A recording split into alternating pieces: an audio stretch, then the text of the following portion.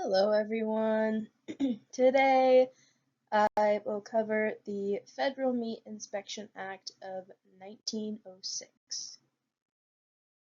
The Federal Meat Inspection Act of 1906 is a U.S. law that came about under President Theodore Roosevelt's term that required a federal inspection of meat and meat products to see if they had been processed under sanitary conditions and hadn't been altered or mislabeled.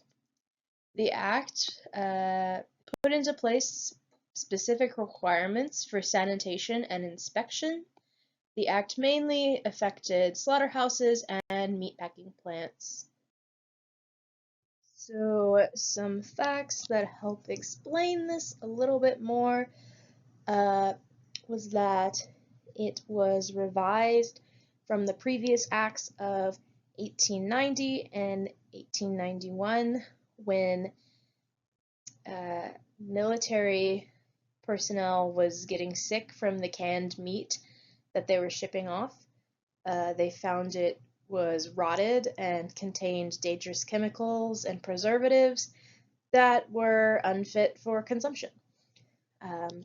The act was passed in direct response to Upton Sinclair's book, The Jungle, which is a story that exposed terrible working conditions, which the public mainly focused on the fact of unsafe food quality rather than the labor practices that were going on. So this act also led to the creation of the USDA Food Safety and Inspection Services.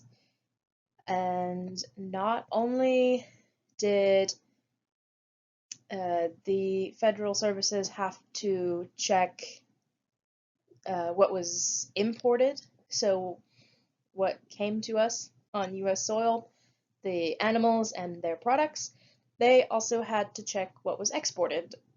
And this happened before and after slaughter to check that process. And number 5,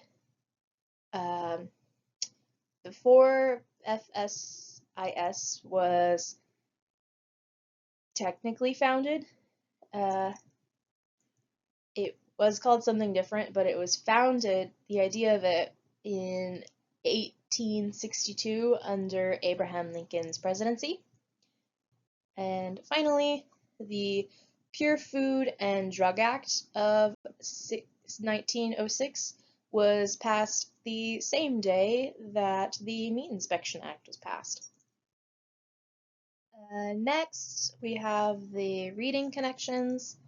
So the Meat Inspection Act can be connected to the U.S. Constitution's preamble because the preamble states that it's the government's job to promote the general welfare of its citizens.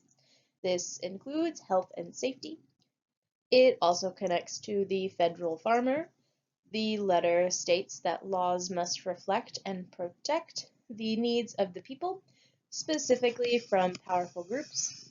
And the jungle served as a wake-up call to investigate the power of big meat corporations that were trying to get away with selling unfit products.